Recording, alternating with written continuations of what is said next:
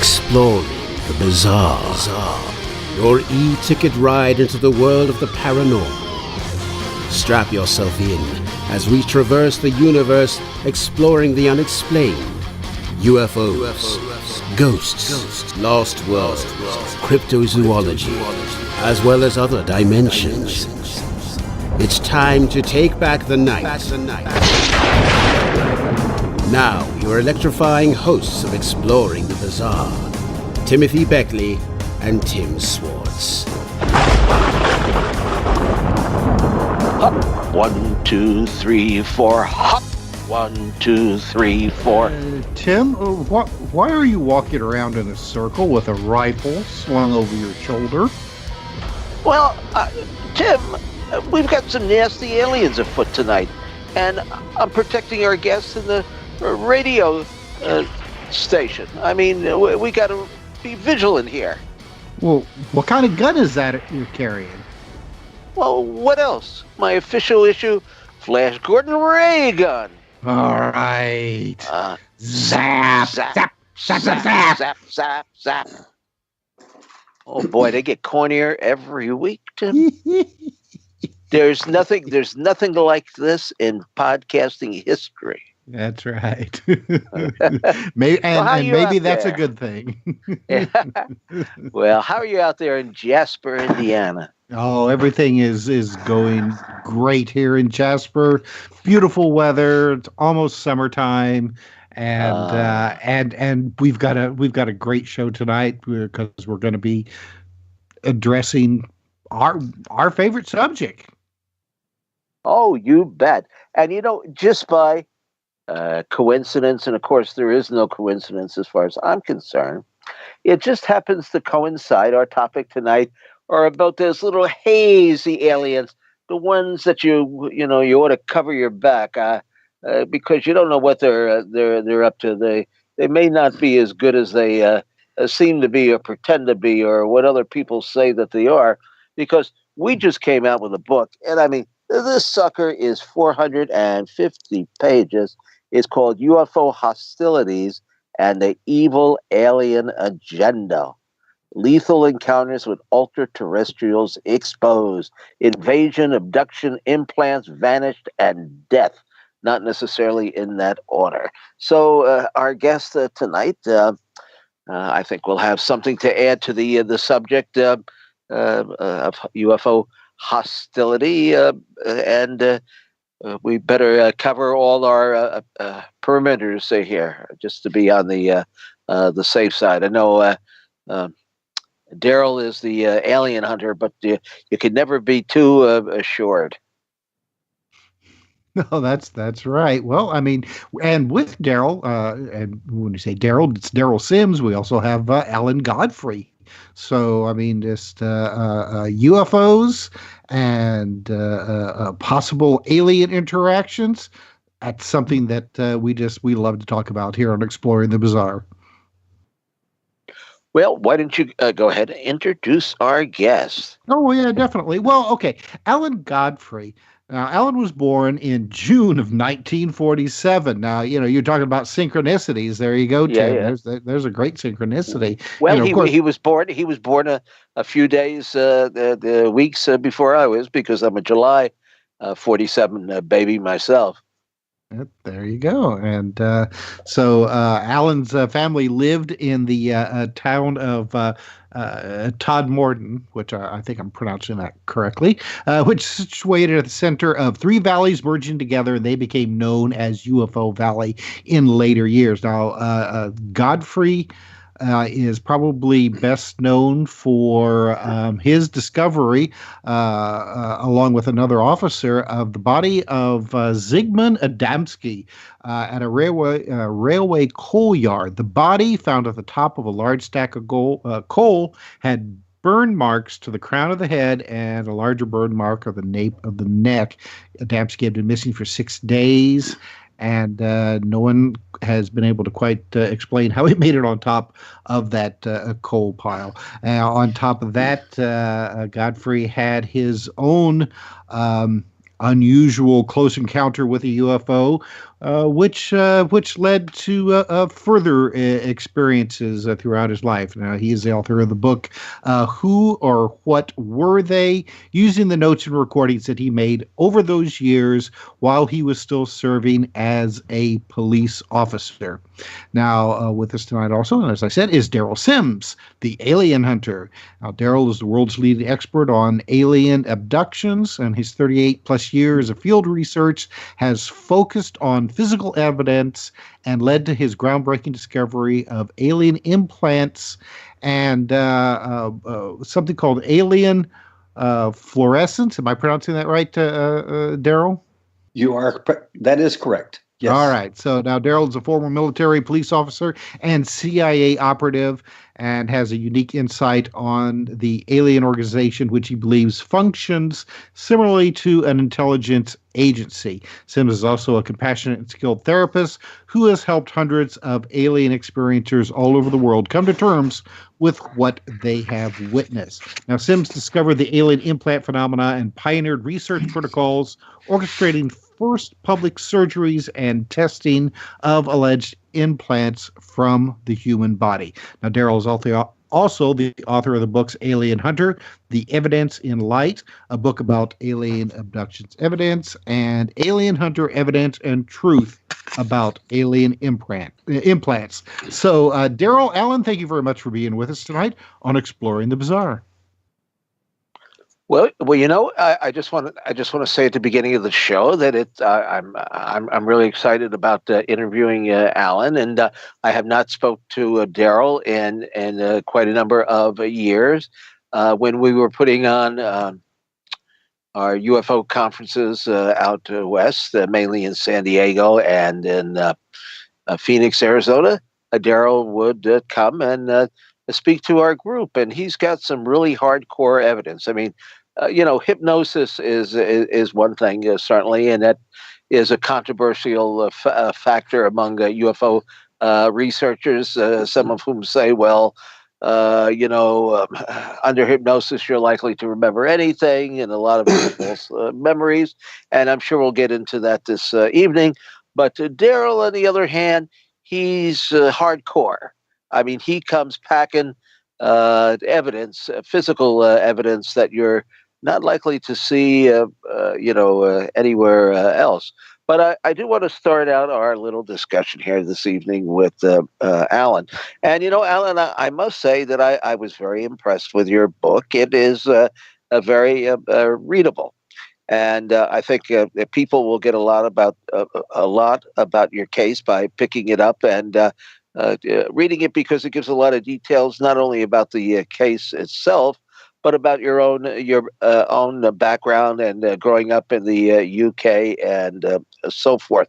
Now, I think I want to start back. Well, on the day that you found Mr. Adamski up there in the coal pile, when was that exactly? And how? I've always wanted to know, how high up was the body? Well, good. Hello from the UK to Tim and Darrell. Hope you're all keeping well. I'll try my best to keep awake. It's 3 o'clock in the morning here. I've got plenty of coffee on the go, though. Can you understand my northern British absolutely, accent? Absolutely. All right, so go ahead. Tell it. Tell us how, because you were, you know, I don't get the impression that you were a big, you know, fan of science fiction or UFOs or anything before. No, I can honestly say that I've never been interested in UFOs as such. I'm certainly not an investigator. I'm merely a witness to two very strange events that occurred in my life. And the first one, which you've mentioned, I'd been a police officer at that time for about 5 years. It was June of 1980. I was on foot patrol in the town centre of Tomeden, and my colleague, PC Malcolm Agley, was driving one of the squad cars, as you call them over there. And we got a message over the car radio and my personal radio that there had been a discovery of a dead body in a coal yard adjacent to Tomeden railway station. Now, the coal yard is situated in an area which is very, well, not a lot of people that actually live in the town's probably never been up there. But nevertheless, the owner of the coal yard, well, I think it was his son actually, discovered the body. I think it was the June the 6th of 1980. We attended the scene. So that would be the anniversary today. Well, it's the 70th. Well, no, not here. I don't know. Well, whatever. It's the anniversary. Okay. Well, yeah. Right around that time. There you go. Okay. It was a day in June, a very strange day in June, because it was absolutely pouring down with rain. Anyway, we attended the scene, and the ambulance service was in attendance, because it was the ambulance service that the owner of the coal yard had contacted first, and it was the ambulance service that contacted us, the police. On arrival at the scene, you couldn't see the body from where we'd parked the car. We walked into the coal yard. It was a shape of horseshoe with corrals all around the edging and some in the middle next to the coal hopper. As we walked around the front, you could see the stack of coal. I'm going to guess here, about 12, 15 feet high, something like that. Mm-hmm. Very steep. It was being held up at the back by railway sleepers, wooden railway sleepers. And the way to get to the body, you had to climb these railway sleepers, which were very wet and slippery.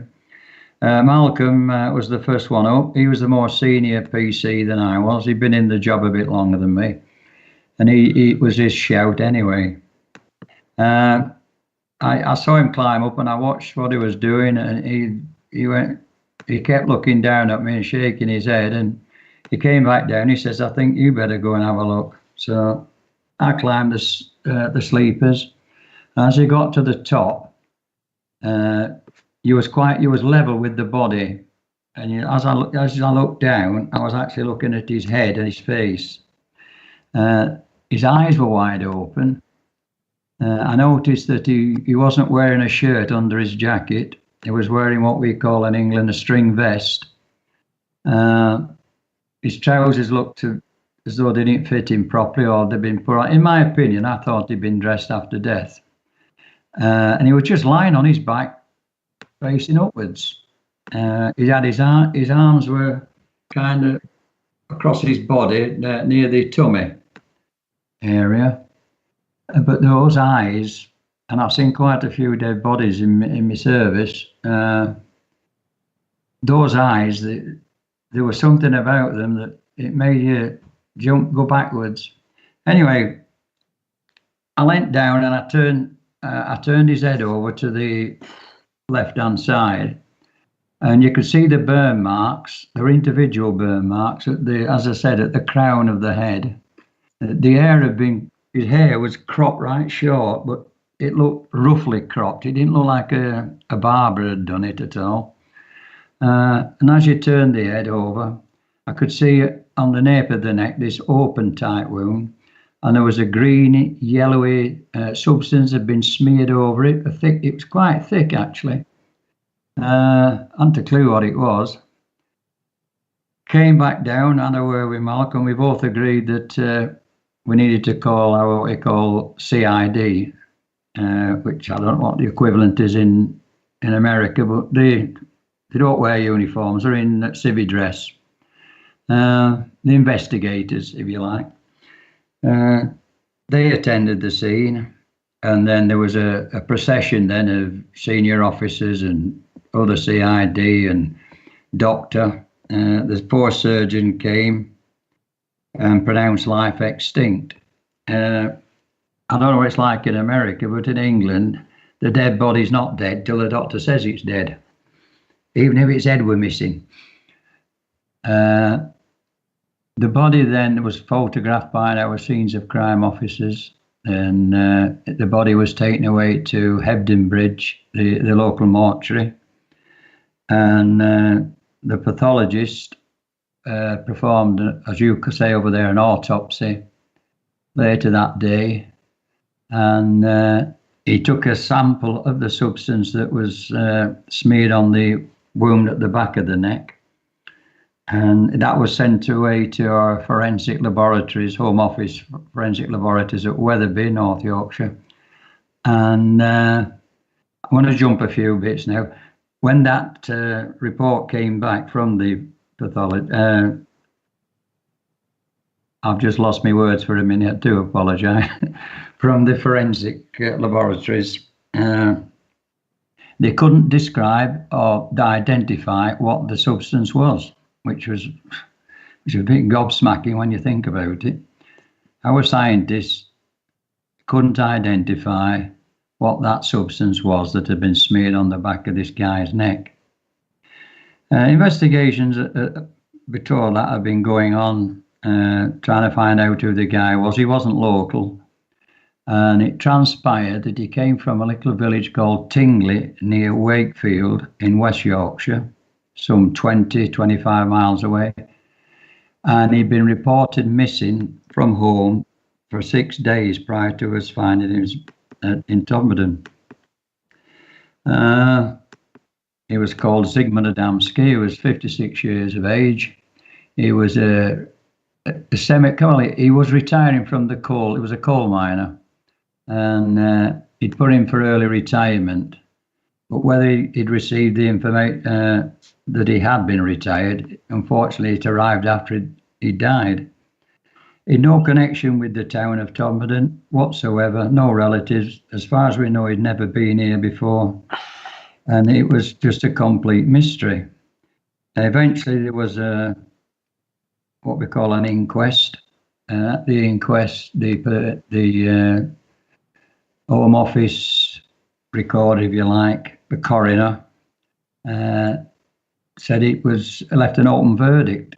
He wasn't very unhappy with that there was no information coming forward from anybody about why he was here, what had happened to him, where had he been for the last 6 days. There was nothing. And he left an open verdict. And but the surprising thing was that I wasn't called, Malcolm wasn't called, the owner of the coal yard, I believe, wasn't called. A leading fireman who worked part-time for the coal yard had been in attendance at the coal yard itself some, say, 2 hours before the body was discovered.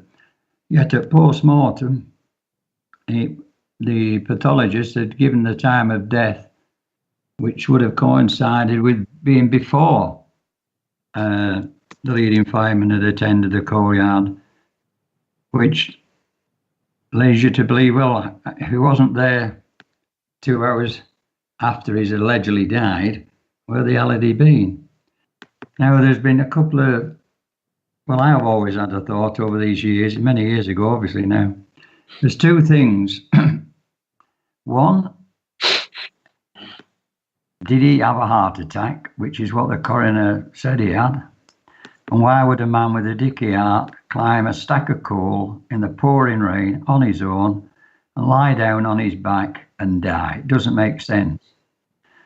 Equally, it doesn't make sense if he was somewhere else and he died somewhere else and somebody moved the body. Why would they stick him on top of a pile of coal? Again, it just... Yeah, and how would they get him up a ladder like that? Well, anyway? Exactly. This is what I'm trying to say. If he died from natural causes, like the pathologist said he did, then surely whoever who was with him at the time would have called for an ambulance. You know, it makes sense. So now, if he was with, say, somebody, and this is surmising, it's not never been proven, it's just my thoughts. If he'd been held against his will, shall we say, and he died, you dump the body, you hide it, you wouldn't stick it on top of a pile of coal. It just, the whole scenario, it doesn't make sense. Now, obviously, since that time, plenty of media people, papers, radio, TV, have all tried to get hold of the file, and I'm sorry to say, it's classified. As soon as the inquest was over, you cannot get hold of that file for love and the money. Who is it classified by? You tell me. The rubber stamp. Yeah, because here in the U.S., I don't know if it's the same in the U.K.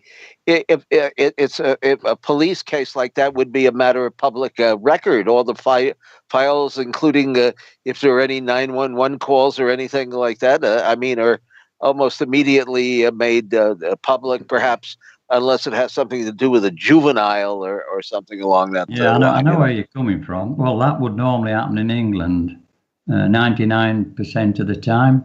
Yeah. For some reason, this particular case, zilt. Was there military interest in it? I mean, did somebody come along from the mod? What was Nick Pope climbing up the ladder with you, or? I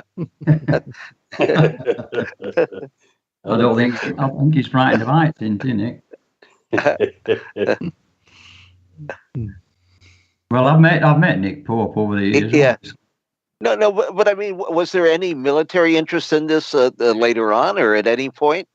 All I can say to you is that sometime later, after all the incidents, I'm getting a bit of a sore throat. I do apologise. I was called after the dead body, right? Because I'm Zigmund Adamski. It was 6 months later when I had my encounter. And when I had the encounter, I was called into one of the boss's offices, as you've obviously read in the book. And I was reminded that I'd signed the Official Secrets Act, which is a big thing in Britain. And under that, I was ordered not to speak about Zigmund Adamski or my UFO encounter, or I'd suffer the consequences. So the that would be a prolonged sore throat. Yeah. I do apologise. Don't worry about it. But medicine, just hang on. Well, that just seems so weird. I mean, talk about being just off the wall, as the expression goes here. I mean, it's a mystery. I mean, for darn sure about how the body got up there on the coal pile and what it would, why? I mean, did it look like it was dropped from the air at all? Was there any concussion or nothing like that? Well, I can't say that. All I can say is he was lying in a position on his back, facing upwards. His jacket was undone. His shirt was missing. He appeared to be. And I hear a commercial break coming. We'll be back in just a couple of minutes with more of this exciting story, and we'll be bringing in Darrell Sims, the alien hunter.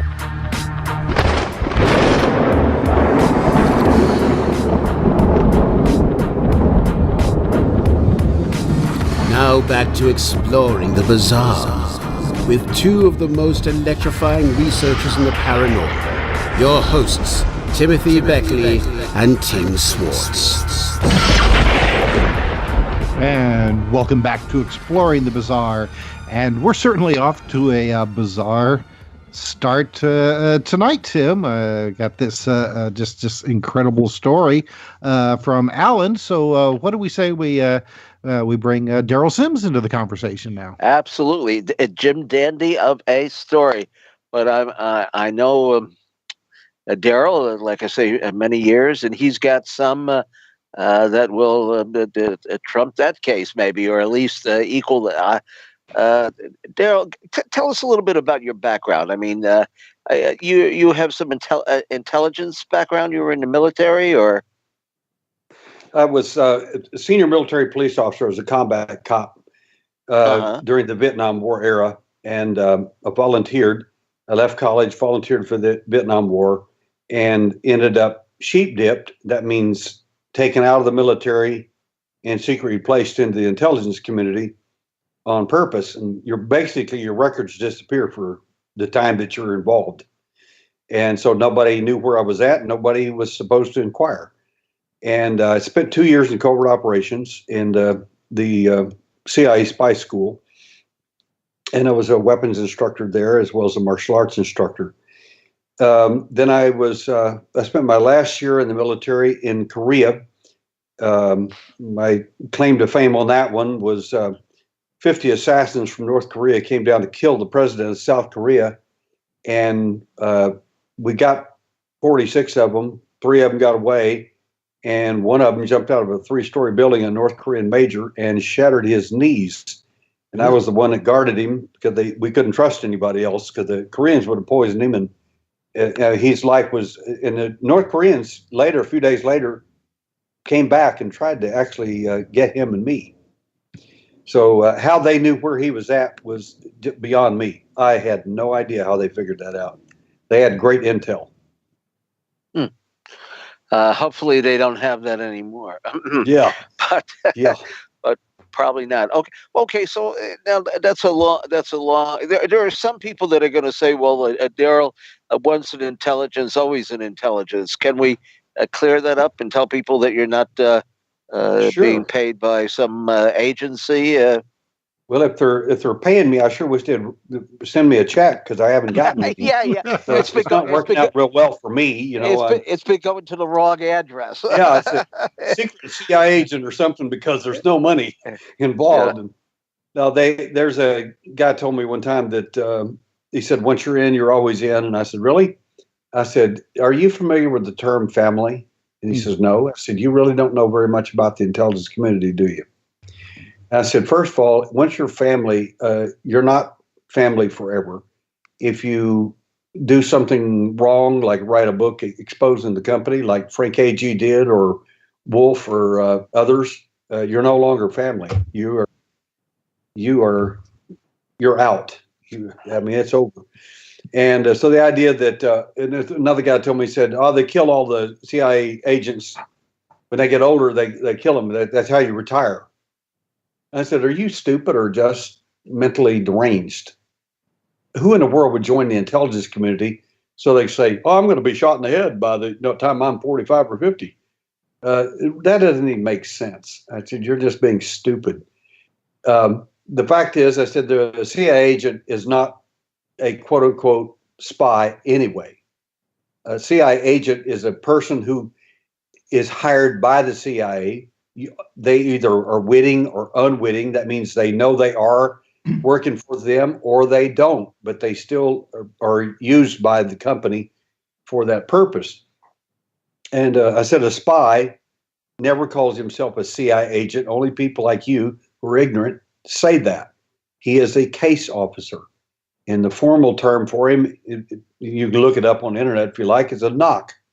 And not official capacity. He's a spy. No one's going to claim him if he gets caught. So that's just the way it works. And he's a case officer. That is the truth of it. And I was not a spy. I did spy for the company for a short period of time, but it was against their own people, and there was good reason for it. Oh, okay. So how the heck did you move from that to becoming involved in UFOs? Did you had an experience yourself? I did. The best way to describe that was it started at age 4 in 1952. And I was the best way to say that is I was a captive audience. And the entity was in my room. I had no idea what it was, or I thought it was somebody, a little man. And whoever it was walking away. I woke up at the wrong time. I was watching him walk away, and he was walking toward the wall. And I'm thinking to myself, he's going to bump into the wall. I didn't know he came through it. And as soon as I thought that, he turned around, and I heard him, without him moving his little mouth, say, "It's awake." And the it was me. So I was real surprised that I could hear without him using his little mouth. And the first thing I noticed about him when he turned around, because there was a little bit of light in the room from an old well house outside my room. And this was in Midland, Texas, 1952.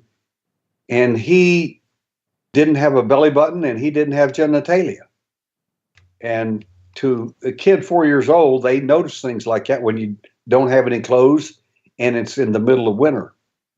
So I couldn't figure that out, why he didn't have one, and we did. And of course, after years of investigating, I realized if you don't have genitalia, you don't procreate. And if you don't have a belly button or a navel, you weren't born. You were hatched, cloned, or manufactured. So now, did you carry this interest with you for, the up until your adult life? What was the catalyst that then got you going again, especially after you no longer were with the intelligence service? Well, the thing that happened, which was in conjunction with that time, for between 4 years old and 17, I had approximately 10 events that happened, and at age 17, my events ended violently at age 17. And I was glad that all stopped and that I put it all behind me and that sort of thing. But then something horrific happened that changed me from a UFO abductee, whatever you want to call it, experiencer or whatever it is. Well, before you go on, was there any what's the word here, link between each of these events that happened? I mean, were you meeting the same entities or seeing the same entities? Did they communicate anything to you? Great question. When I was still a little boy, I was in third grade at that time. I moved to Mayhill, New Mexico, and I spent 13 years in New Mexico before I went in the military and then came to the Houston area, or Texas. I went out to the restroom. We were building a little house, and the only restroom we had back then, and that's, like I said, third grade, that's a long time ago, was a little outhouse. Basically, it's a bathroom. It's just a little square box with a bathroom in it, no commode or anything. And I went out to use the bathroom. It was at night, and when I shut the door, I was absolutely stunned, shocked, and horrified. There was the same cosmic skinhead that had abducted me every time. I don't know how. They all looked the same, but if there were a million of them in a room, I could pick him out. And I don't know how. I don't know why, but I could. But anyway, he was there, and he took me to see something that I could not understand at all. It was a 7-foot praying mantis being. The next day, all I remember, it was just that event, but I couldn't understand why the next day on a Saturday, I was catching little grasshoppers, because I like animals. I mean, I've rescued literally thousands of animals of all kinds. Everything from Bengal tigers to snakes, birds, anything you can imagine I've done. And I'm out there tearing the heads off of little grasshoppers by the hundreds. And I can't figure out, why am I being cruel to these animals? And I got the head of a grasshopper real close to me, and I looked at it and I realized, oh my gosh, that's the wrong guy. It was the praying mantis head I was looking for, not the grasshopper. Well, now, did the praying mantis, among this group of beings, did he have a purpose there, or did he seem to be in control of the situation? Would you say that he was of higher intelligence than the others? The little gray has an IQ of about 80. They make huge mistakes. They're actually made this way on purpose. They're hatched, cloned, or manufactured. Like I said, don't have genitalia. They got no belly button. They weren't born. They're like toasters, in my opinion. And they make huge mistakes. They drop you off the wrong location. Sometimes they put someone else's clothes on you, and you have a real tough time explaining that. Put you in the wrong room, outside the wrong house. And we've got cases where they literally put the wrong guy driving the car, and on top of that, they put him in the wrong state. State. It was Fort Collins, Colorado, and then it ended up Dalhart, Texas, and the wrong guy's driving the car. So that can get you in trouble. It sure can. The mantis being has got an IQ of it's very high. All I can tell you. Then there's the second kind, the little gray, and then there's one that looks just like him, but he's bigger, taller, and he's often referred to as the doctor. He'll sometimes wear even a little coat, and usually if they wear clothing, it's a sign of rank or position, and even among their kind. But the fascinating thing about all these entities, whether I don't care whether it's Bigfoot, I don't care whether it's the little gray, all of them, if you look at them objectively, and we got a police officer here, he would notice this right off the bat. When you start looking at all these entities in I call it the usual suspects, a lineup, like a police lineup. If you line them all up together and look at them, you're not looking at 7 races of people. You're looking at 7 models that were made. The DNA comes from here. Where do you get praying mantis DNA? Probably not on Jupiter. Where are you going to get Nordic or the human so-called alien? That DNA probably comes from Earth. So when you look at every one of these entities, Bigfoot, I don't care what they are, the DNA comes from here. Even the Native Americans, my buddies, Zuni and Navajo and other buddies, I said, yeah, but the gray, I said, listen to me. What did you call him a long time ago? Well, we call him the ant people. I said, do you know that on your own petroglyphs on the walls of these ancient walls, 1,000 years ago, the same gray alien, the same aliens had antenna. That's why you called him the ant people, and they live in the earth. I said, the DNA is coming from here. The question is, why is somebody doing that? Hatching, cloning, manufacturing these guys, sending them here to convince us they came from another planet. Who is doing that? It's a very good question. There are basically 2 theories, and you can either accept or reject either one of them. But Sitchin, in some of his books, and others who follow that mentality, claim that that the ancient ones came down from the heavens. But in the Hebrew, that's not the way it actually reads. I couldn't figure out why this guy was a so-called Sumerian scholar and he can't even translate the words properly. Because you read in Hebrew or Sumerian, it means they were kicked out of heaven. They didn't leave on their own accord. They were thrown out.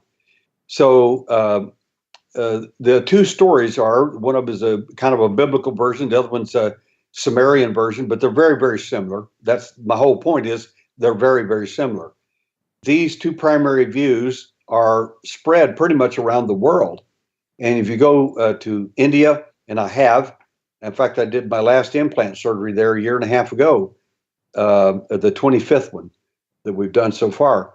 And while I was there, I went to their National Museum, took some pictures, and the lady said, is that it? And I said, that's all I want to know. She says, okay. And I said, I'm here studying the alien. She said, but this is like ancient India's gods. And I said, no, you're still looking at the alien. I said, you guys got it kind of backwards. I said, you're looking at, number 1, the alien, and 2, you're looking at his makers. The ones who hatched, cloned, manufactured, or made him for the purpose of doing whatever.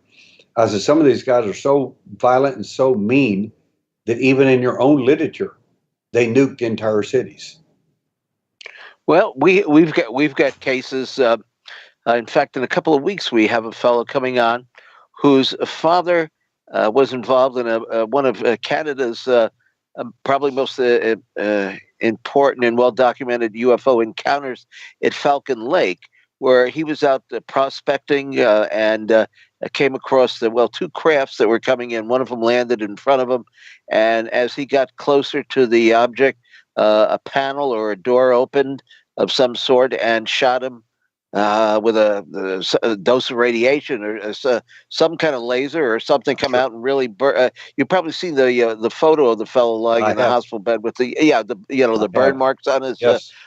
So we're going to do a show with the son of the individual who had that happen to him. So there have been a lot of cases, more than most people realize, where these things seem to have some hostile intention. Now, of course, there have been a number of cases where we've got tried to shoot at the aliens, if you will, for lack of a better term. What do you call them? I mean, do you call them aliens or ultra-terrestrials, or? It depends on the time of day. Sometimes I call them cosmic skinheads.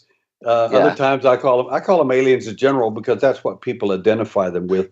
But realistically, they're entities. They're entities. That's to me is the best term for it. Okay, but why did they pick you? But obviously they didn't just select you. Is there something about certain individuals that they seem to gravitate to? And why do some people have negative experiences, and some people seem to think that they've had some great cosmic inspiration? Well, your questions are extremely well thought out. And well, you know, Darrell, I've only been doing this for 50 years. For 50 years. I mean, I was just a little baby when you started. I'm still kicking. I'm still kicking alien butt. Yeah, there you go. The first thing, the way to answer that is, and I'll give an anecdotal illustration as well. But I refer to contactees and abductees. When people have these experiences, whatever they are, UFO events and a contact, CE 1, 2, 3, 4, 5, whatever that happens, it leaves you with an indelible imagery in your mind and in your body. And the fact is, you generally fall in one of two categories, one or the other. Either one, you're an abductee being described as a person who felt like they were kidnapped or taken against their will, regardless. And like me, and others who feel like that even if they were taken against their will, it was for their higher best good, and whoever did it probably had their best thoughts in mind, and so on and so on. These are contactees. I call contactees the honeybees. A honeybee, the nice thing about honeybees is they don't know that the funny little man in the white suit stealing their honey out there is not their friend. He's stealing their honey. And the abductees I call killer bees, because you may come and steal their honey, or you may try, but you are going to pay the price if they catch you. So one of them is going to defend himself. The other one is just going to roll over, and whatever happens is fine. And a perfect illustration of this is a lady came to me one time, and she was screaming at her support group about how all these people are stupid because they've had these negative experiences. They just don't remember. And I said, this is a support group. We're not here to pick on each other. We're here to support each other. She said, I don't care. I think you're all stupid. So I decided, well, I'll just work with her, find out what her event was. And sure enough, we started working on her event. And there was a witness, by the way, in her event, because he painted the picture of the event and gave me the picture he painted. He was about 18 years old at the time. And all of a sudden, her husband, he's sitting there as well, listening to me work with her.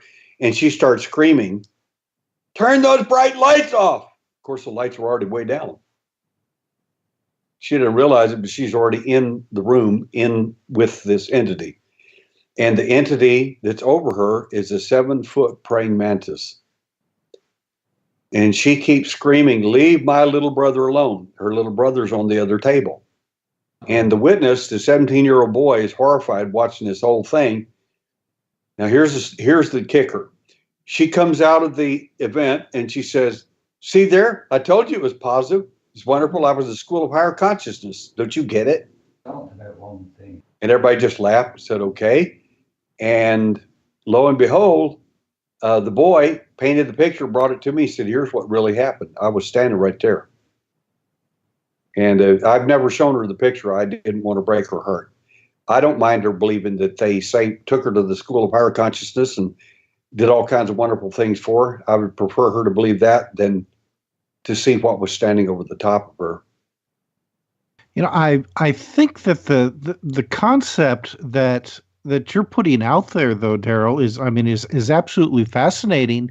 That these creatures that people have been seeing and experiencing, having experiences with over these years, whom they think are aliens, are actually creations or manufactured, or whatever you'd want to call it, from our own ecosystem, possibly because whatever the originating source can't or won't work here and has to send in basically, their bully boys, so to speak, Sure. To do the dirty work for them. And so it makes me wonder, though, I mean, why the praying mantis, or some people, say that they'll see reptilians or things like that. I mean, do you think that there is a rhyme or a reason why these different types of creatures are being used? Is there, say, like a stereotypical fear that we all have within us that they're taking advantage of? Your question is well placed. I think that that there is in fact a hierarchy among them, and I want to comment one more. Where in the world would you get Bigfoot DNA from? Probably not Venus or Jupiter or Pluto, but you actually can get simian DNA from planet Earth. Mm-hmm. And they did the recent DNA test up in Nacogdoches, Texas, north of us. And the DNA test that they found in the samples of Bigfoot that they had mitochondrial or female DNA of a modern human woman, not ancient, modern human woman.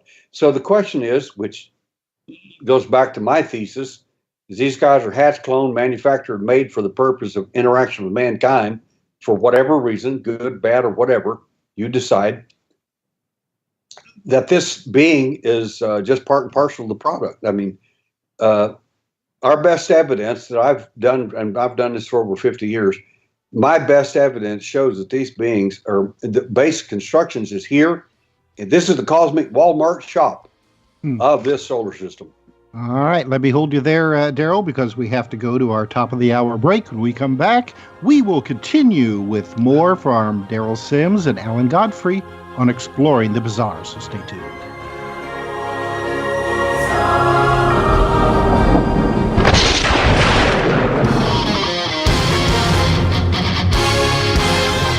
Exploring the bizarre.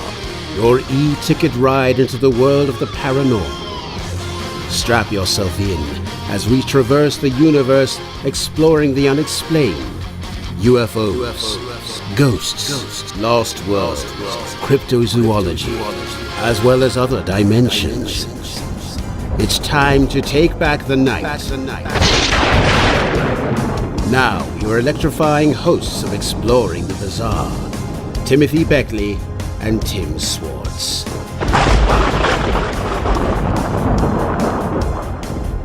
All right, welcome back to the second hour of Exploring the Bizarre.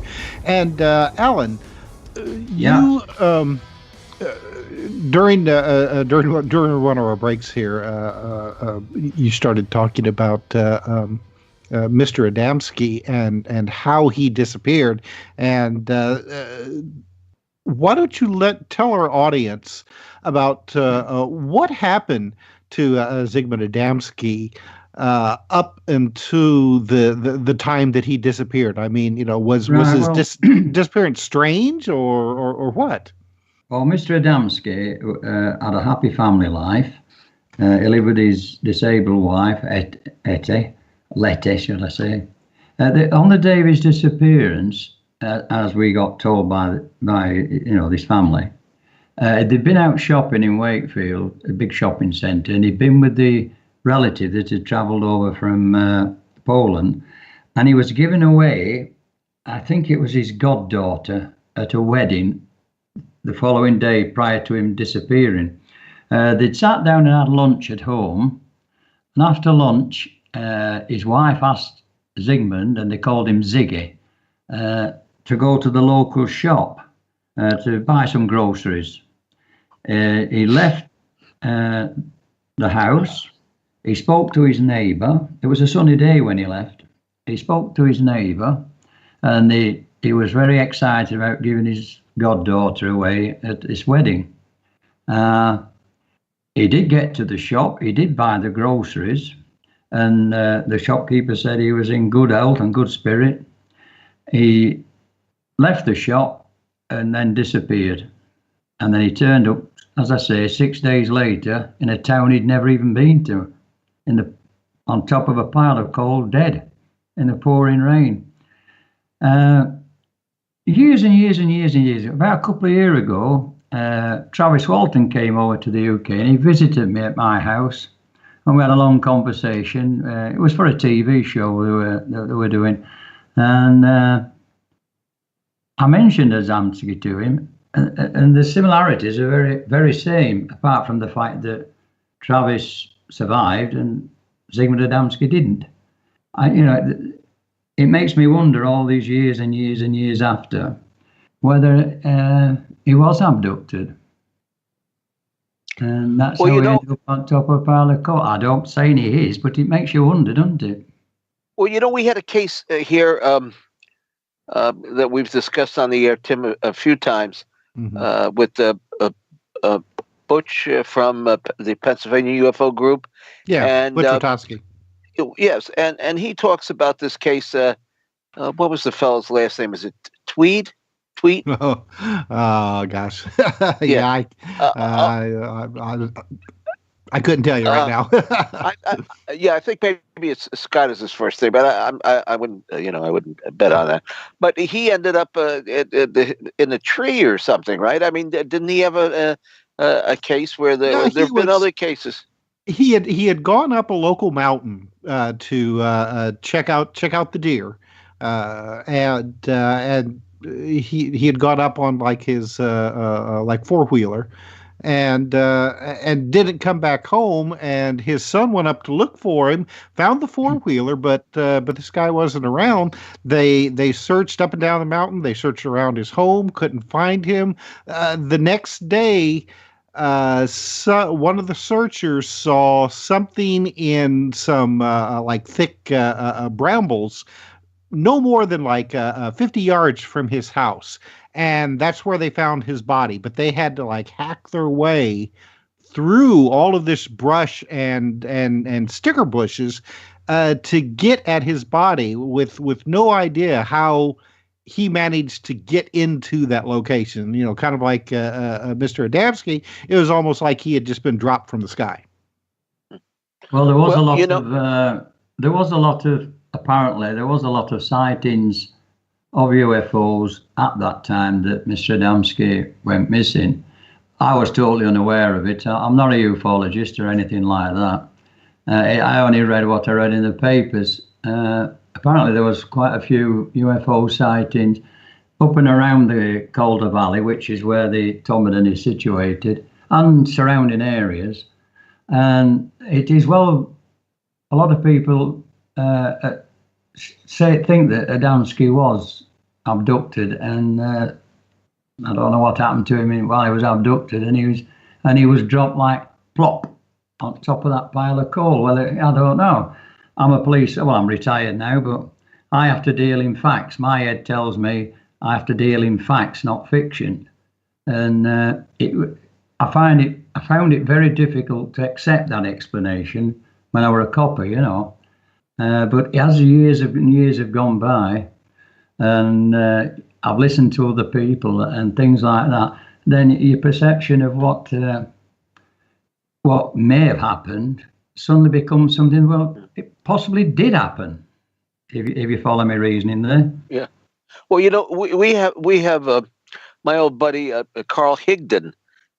If you remember the story, he was this hunter, and he was going out hunting elk one day, and he had this really weird experience where he shot at the elk, and the bullet came out in slow motion and seemed to hit some sort of invisible screen in front of him, and he ended up inside the ship with a couple of the elk. Now, the craft, when it was on the ground, it was a cube, and it only looked to be, I don't know, maybe 10 or 15 feet in diameter. But when he got inside the ship, it was different proportions.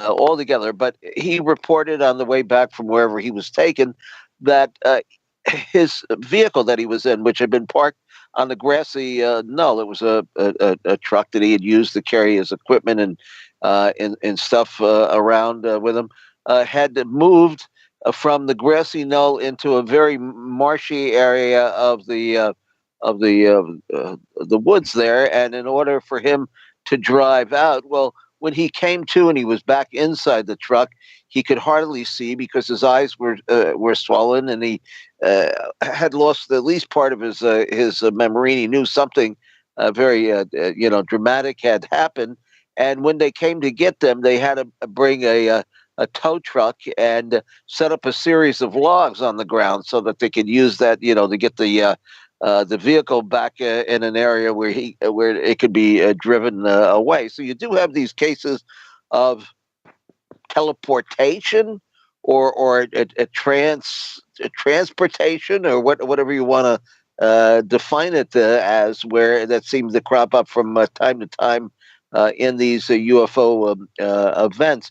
But now, Alan, how did you make the transition from being involved in this particular case to becoming a UFO abductee or contactee on your own?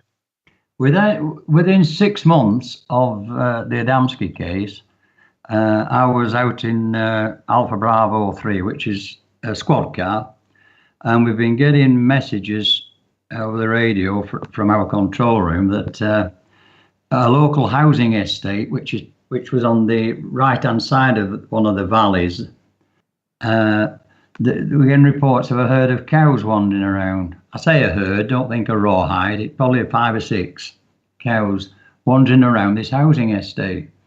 Me and another officer went up checking, and we couldn't find these cows. And this went on for several hours. And then about 5 o'clock in the morning, I left the police station to do my final patrol, if you like. And I went down into Tomerton Town Centre and spoke to a colleague of mine who was on foot patrol. Asked him if he wanted to jump in and we'll go and have a look at the cows. He said no, he's quite happy doing what he was doing. He needed to check some shops and what have you. So I turned the vehicle around and set off back. I drove past the police station, heading towards the housing estate, which is up on as I say, on the side of the valley. Just prior to me going to turn up the road that leads up to this housing estate, I was still on the main trunk road through the town, and I could see up ahead, approximately 100 metres away, perhaps slightly more, this object.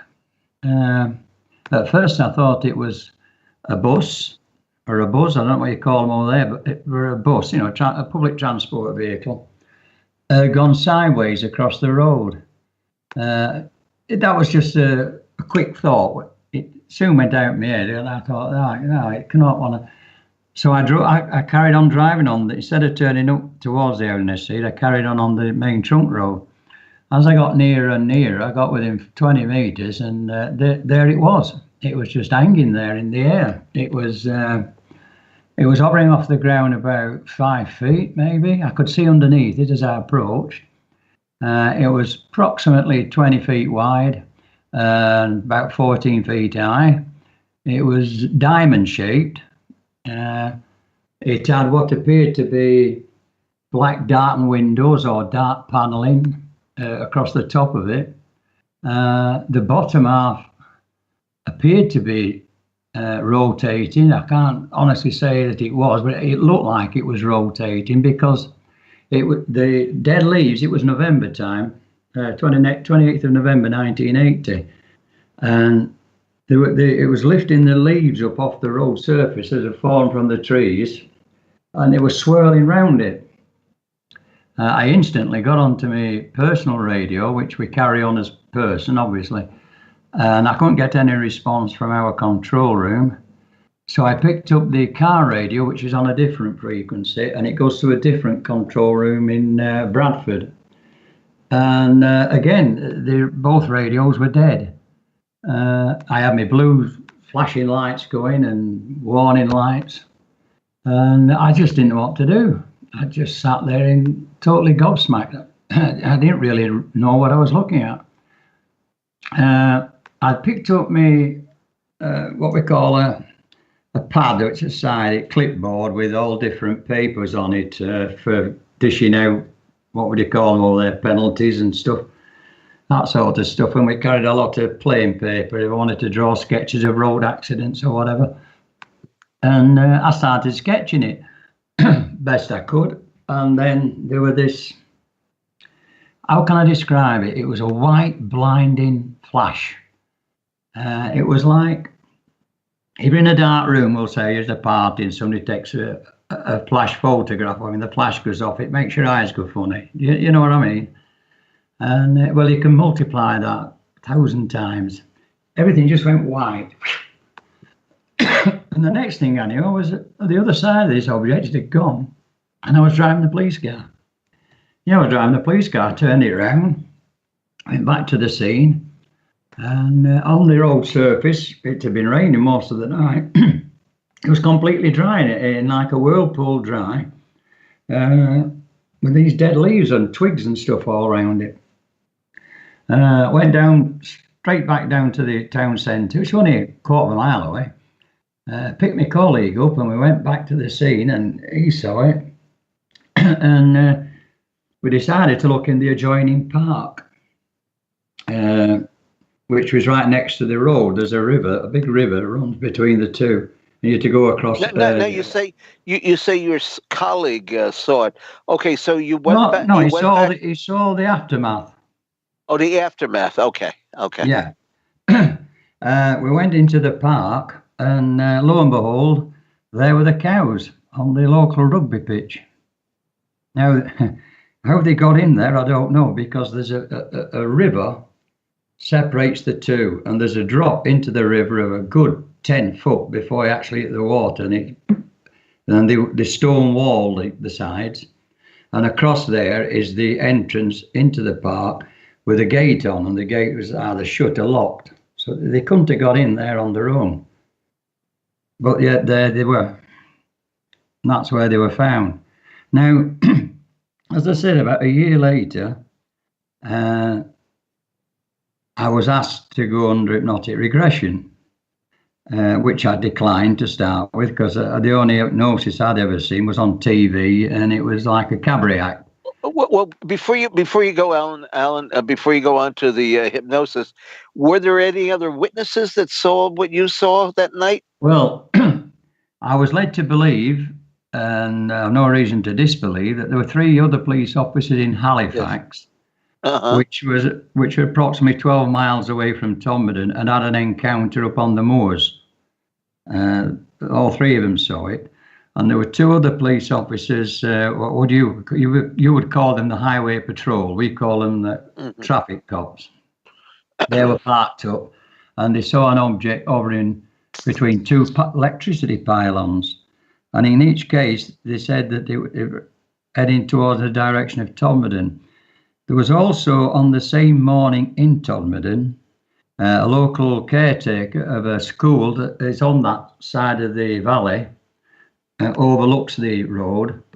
He'd gone to fire the boilers up for the day's events, and as he's walking across the courtyard or school playground towards the building, he saw an object, described it just like mine, rise above into the air and then zigzag its way up towards Burnley. A guy, a wagon driver, a truck driver, as you would say, was heading from Burnley towards Tomberton. And again, it's very steep valleys. And this object came towards him, zigzagging from side to side, and flew straight over the top. And he came in and reported what he'd seen. Unfortunately, it was a couple of days later when he reported it, but different people did see it. So I know what I saw, and believe you me, from 20 meters, I saw that object, and it was real. It wasn't imagination. I hadn't fallen asleep. Well, now people have said, they come out with all these silly bloody anything rather than believe what you're saying. They come out with these silly explanations. You know, they tried to say, "Oh, well, you saw this. This is what you saw. Oh, this is what happened." Didn't somebody say that you saw a bus? Yeah, well, that was me. I said I thought I saw a bus. Oh, okay. Well, that was okay, my first reaction when I saw it. But yeah. The guy, people got mistaken because in Britain we have a lot of double-decker buses. Yes. You know, like you see them going around London, you know, the big double-deckers. And they tried to say that it was a double-decker bus I'd seen that had gone sideways. But the problem was with that is the only bus that was around at that time was a single-decker. I saw it going up the main road, and I knew the guy who was driving it, and it certainly wasn't him. But yeah, and somebody once said they thought I'd seen Venus.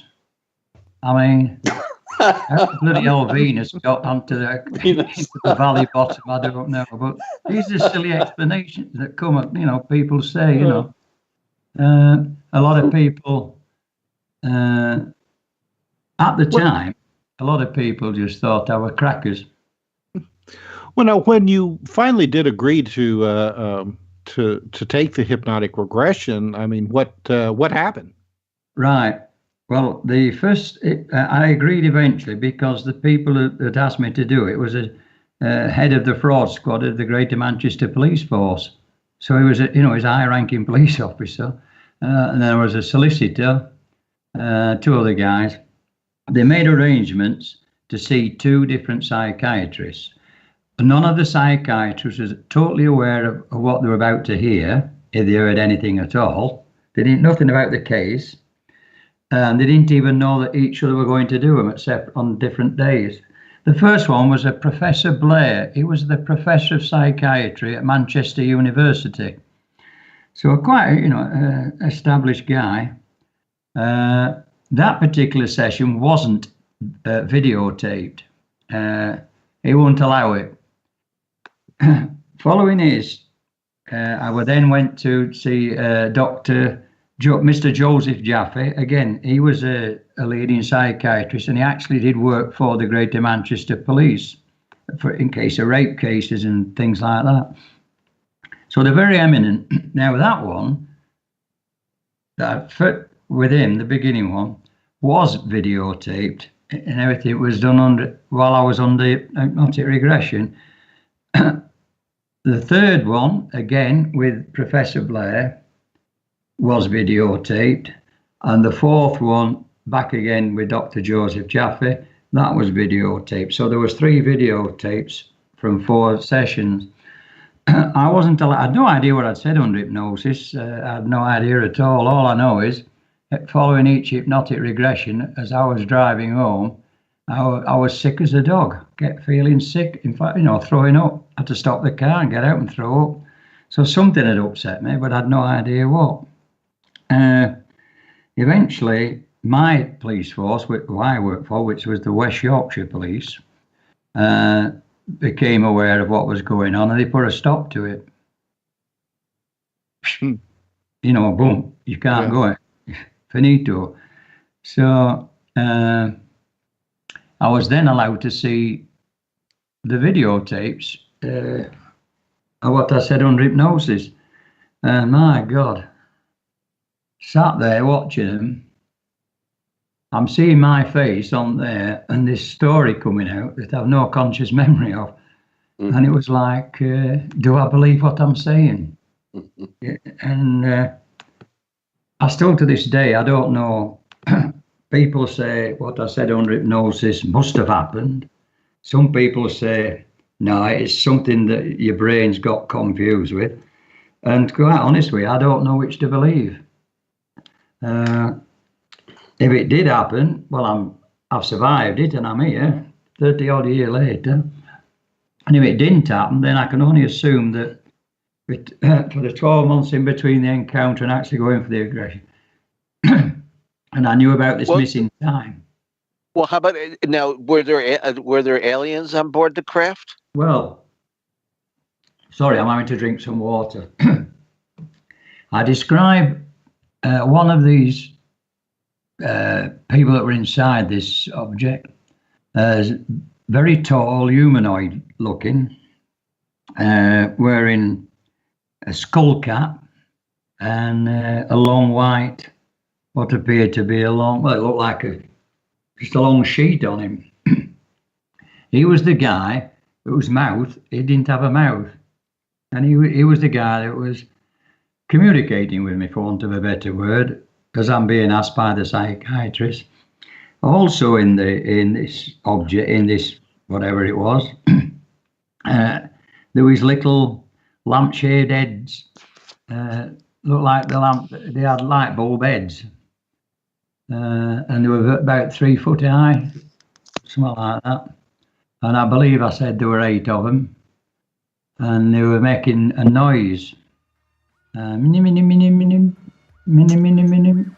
All right, Alan, with that, we're going to have to go to our bottom of the hour break. So when we come back, we'll continue our conversation on exploring the bizarre. What a time to have to go to a break. We'll be right back.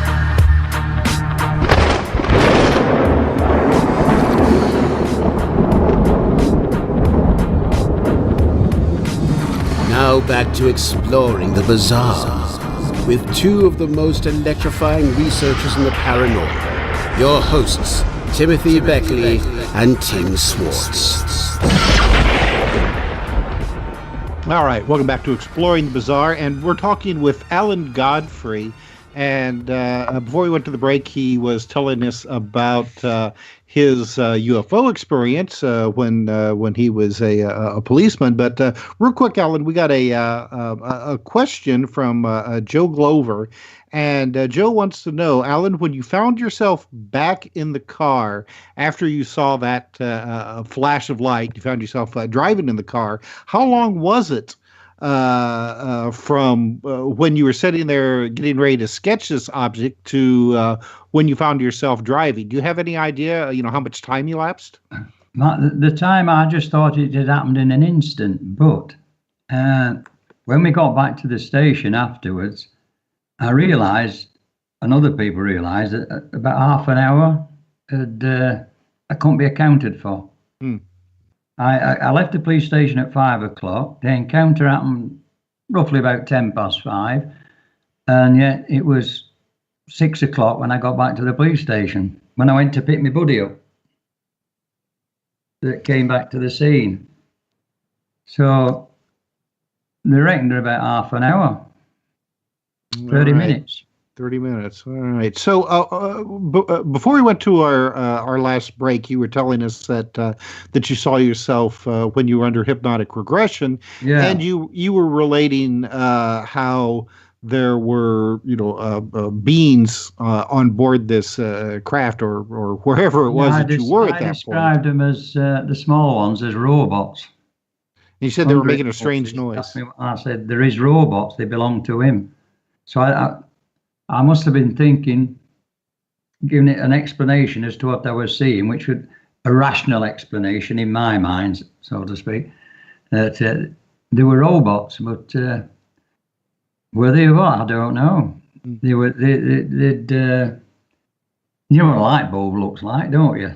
Oh, yes. Well, the edge was that similar to that shape, and the black or dark eyes, but they didn't have a mouth or anything. Neither did the tall guy. But they were communicating. He told me his name was Joseph, which I later changed to Joseph. And I've no reason why. But there you go.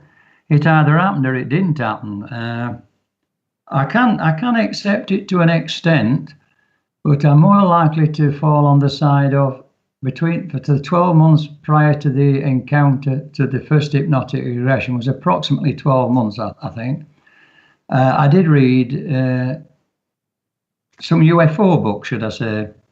One of them was a couple called Betty and Barney Hill or something. Yes. Well, I did read in one of these books, I read their story. Now, whether my brain then started imagining, well, if I were abducted, perhaps that happened to me.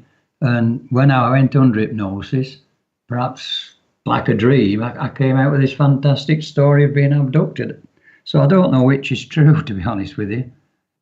But The thing is that the under hypnosis, I say that they're attaching something to my left foot and my right wrist.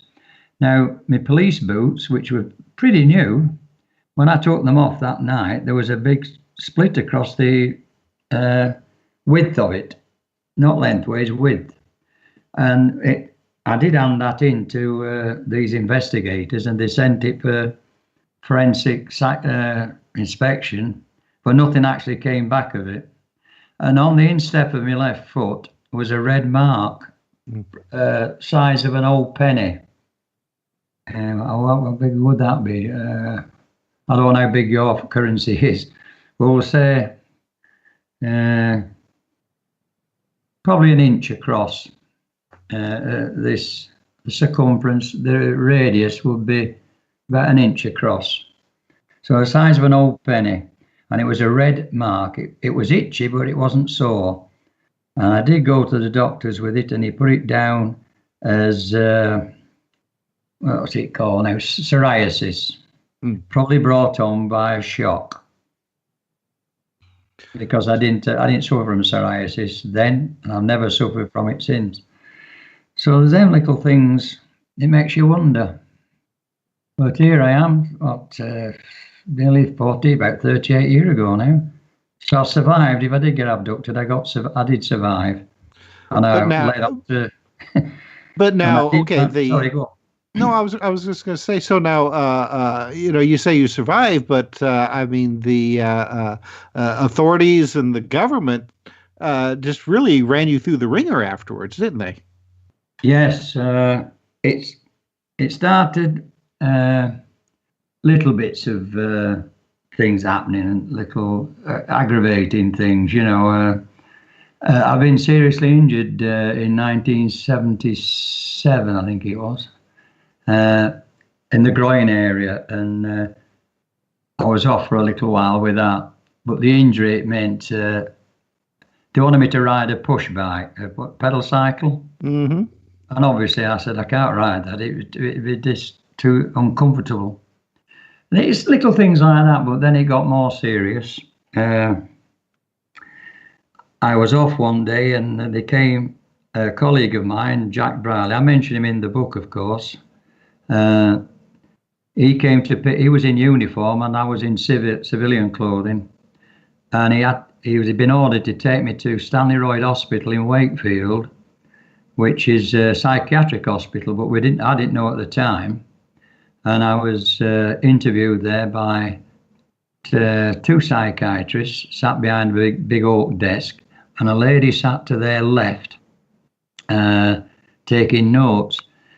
Jack thankfully came into the room with me at my request, and I asked him what it was all about. I thought I'd gone for a physical medical about my injury, and no, they said that I was there to test my sanity, if you like. Jeez. And they were going on and on and on, and in the end Jack had to intervene and said, "Oh, whoa, whoa." And he stopped the interview and said, "Look, what you're talking about happened 2 years ago, and he's been working ever since. So why has all this suddenly come out?" And they were a bit annoyed, actually, that they've been led to believe that I was having what's the word, seeing things and stuff, hallucinations. Yeah. And I said, no, that's a load of nonsense. I said, I was actually working up to yesterday. I was CID aiding.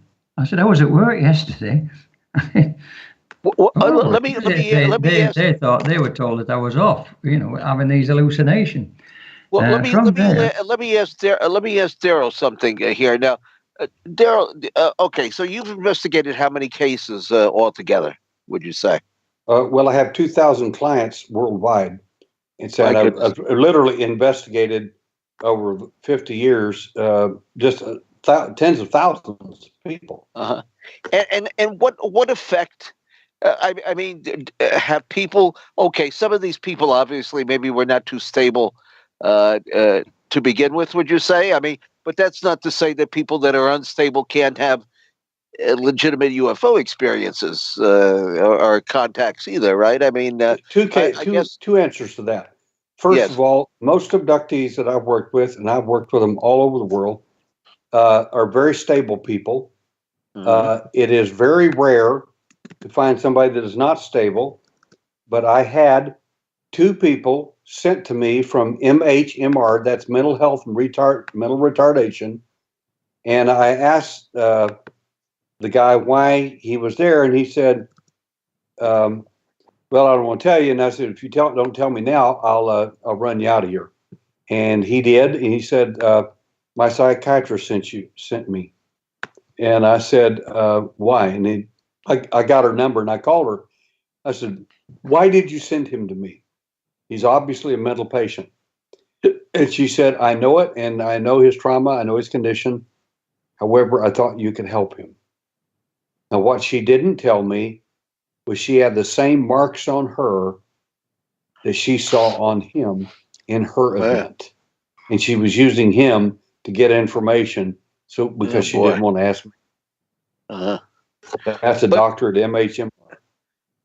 Do these people are they overly traumatized, or do some of them just kind of brush it off? Or most of the people, about 60% can live with it, and about another 20% or 10 to 20% have a real tough time with it.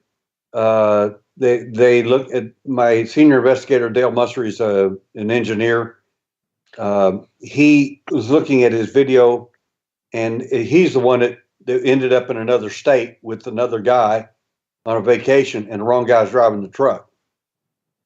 And he just can't believe he got an implant through the center of his forehead. And of course, he just said, I see myself screaming and everything on the film. I just don't believe it. I just can't believe it. He goes in the bathroom, pulls back the folds of his skin on his forehead, and finds a scar of where the needle went in. And he just said, I just can't hardly imagine this. And now I've worked with professional people as well, and who've had these events, and they are just, it's just beyond the pale. But one lady was also one of his colleagues, an engineer, and she said, I fill out your forms, and 33 of the 35 markers you have for abductions are on my chart. I said, okay. She said, so do you think I'm an abductee? I said, I have no idea. I can't make you one. I can't make you not one. Long story short, said it took her a year. She said, I want you to work with me. I said, okay. And she said, well, I'm not an abductee. I said, I didn't say you were, and you probably aren't. Long story short is her events showed that she is, her first event occurred when she was very, very young. And that's true with most of these people, not all of them, most of them. And the fact is, she was watching a cow get mutilated alive in a room as she walked through the hallway. Kids don't make stuff up like that. I don't even know what a cattle mutilation is. And there they are cutting the udder off of this thing, and it's screaming and bellowing and so on. And she said, it just can't be true. I said, I know. And I looked at her and smiled and said, sleep. And she went back and finished the story. They have a tough time with it. They really do. I know I did.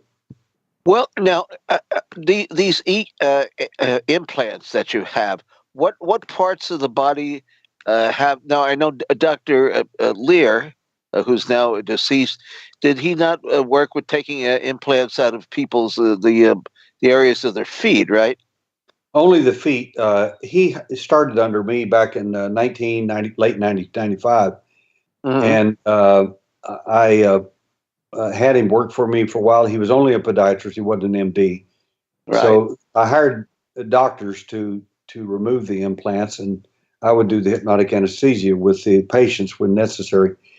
But the fact is that we found first Roger wrote a book, and I said, "Why did you put all the implants are on the left side?" He said, "Because you showed me that." And I said, "No, I only showed you ones that were on the left side." I said, "You don't know what you're talking about. Stop writing this stuff." And so I showed him implants were on the left side, on the right side, and I showed him the ones that were in the middle from the head. On the front of my book on implants, I've got an implant the size of a lifesaver in a lady's right hemisphere. 2 years later, it moves to the other hemisphere, and later it disappears. She's got one in her arm right now that is fascinating. So I'm going to go down and we'll have that removed. But the point is that the implants are very rare, and I want your audience to understand that they're very rare. That I know there are people out there, and some of them are in the conferences I go to, and they tell people, "Oh, you got fluorescence, you got implants, you got everything." In most cases, you don't. It's just not true. And I just hate it when people scare people like that when there's just no need to. I discovered implants in 1960 in my own event at age 12, and I was wide awake. And what exactly? I mean, are the implants are the monitoring devices? It would be easier to call them a monitoring device than a tracking device. People say, "Well, they're tracking me." I said, "No, they're not." I said, "If they were tracking you," I said, "how did they find you to begin with?" "Well, how do you think they found me?" I said, "Through your parents." I said, "It's your lineage they're interested in, not you, the lineage." I said, "If you're 45% Native American Indian, your chances are 45% better that you're going to get taken. Native American Indian, Irish, Celtic, 45% are the statistics that we kept on these people. We started that back in the 1980s. And but 55% of people are not Native American Indian. They're just not. So they're getting all kinds of people. Black people overall don't tell people about their abductions. If they have them, they're very private about that. I've got one black family that back in Pennsylvania, all of them in the entire family in 3 generations were all abductees, with the exception of the father. Well, can I just interject? Yeah, go ahead. Can I just interject you? Tim? Go ahead. Yes, go ahead. Well, I'm going to have to go now because it's nearly 5 o'clock in the morning here and I'm falling asleep, unfortunately. I've been lovely listening to Darrell. It's fascinated me what he's been saying. I'd like to thank. If anybody is interested in the book, rather than buy it on Amazon, I prefer eBay because I can. The orders come to me and I sign each book, and if they want anything, dedicated to somebody, happy birthday, whatever, I do that for them. But if they want the book, they can get it on eBay by entering the title of the book, not my name, because as you said before, there's lots of Alan Godfreys. So it's by the title, Who or What Were They? And it's on eBay.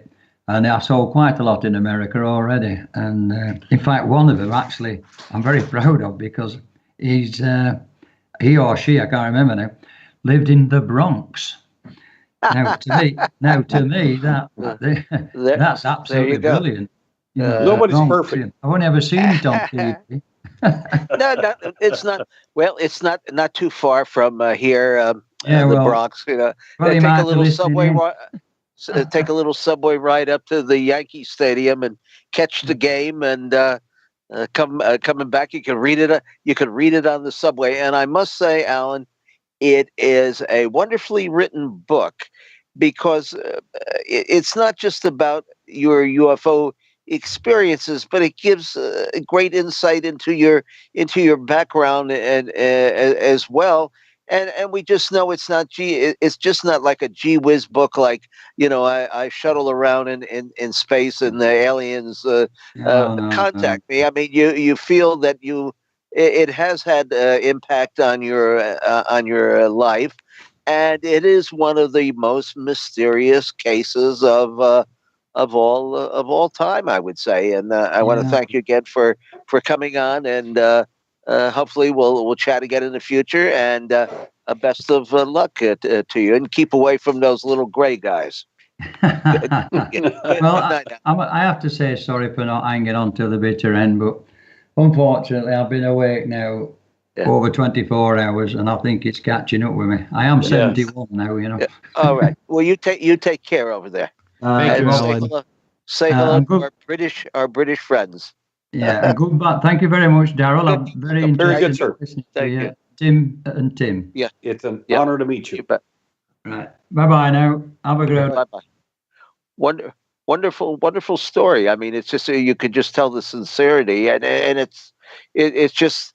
I mean, would you say they're a Darrell? I mean, he has this episode in his life where he sees this individual up in the coal bin there. I mean, do you think that the later experience that he had himself was a setup? I mean, is there a connection between the two events? It seems anecdotal that is the case. It's beyond me to say it is or not, because I don't know the case perfectly. But he has done a good job as a police officer, and certainly as an honest man, to get to the bottom of his own case, and it's still eating his lunch to this day. And he's just a decent guy. Would you say that there is the people that have these experiences? Well, can you give us one case of let's say a family or an individual that seems to have more experiences than anyone else, or more verifiable experiences? Sure. One of the primary people, that black family I talked about, the black family, they're all abductees except for the father, who did not believe a word of it, any of it. Long story short on this one is simply that I went up to investigate the case, and there was a handprint on the wall, and I was fascinated by the handprint. And the mother took a magic marker and drew around it. And I said, please don't tamper with evidence, ever. And she said, well, I just want you to be able to see it. I said, sweetie, I could see it for a mile. And I said, I came here for evidence. She said, well, you just take anything you want. And I said, I want to cut a hole in your wall and take that sheetrock with me. She says, okay. I'm cutting it out and everything. And her husband walks in horrified. I'm cutting holes in her wall. And he gets mad at me. And he's about 5'5" and she's about 6'2". And she said, I told Mr. Sims anything he want, he get. That's it. And he backed off of that real quick.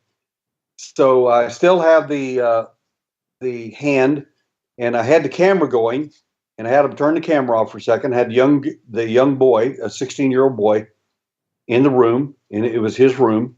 And I said, I'm going to ask you a question. I'm going to give you a chance to clean this up. And he said, what do you mean? I said, I'm going to go over and take a DNA sample off that wall where that handprint's at. And if I find out it's lotion or something else, now would be a good time for you to say that before I turn the camera on. And he looked at me and said, no, sir, I have nothing to change. He said, it's as I found it.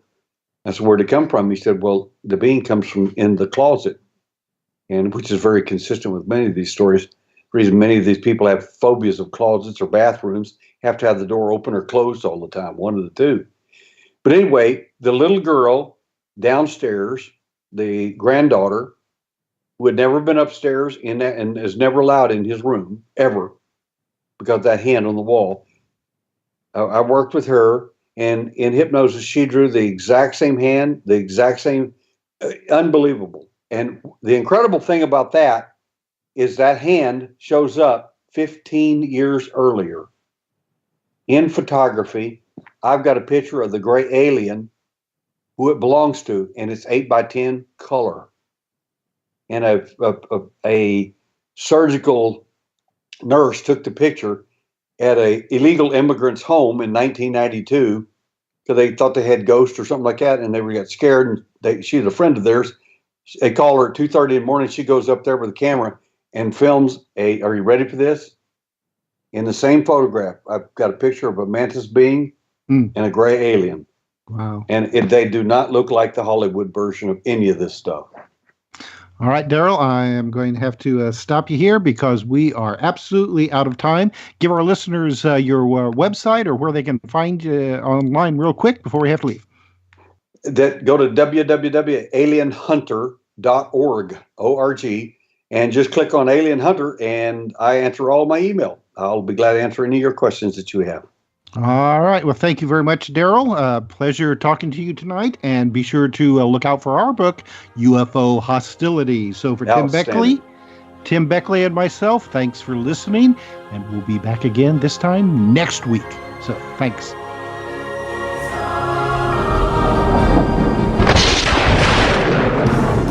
You've been listening to Exploring the Bizarre with hosts Timothy Beckley and Tim Swartz.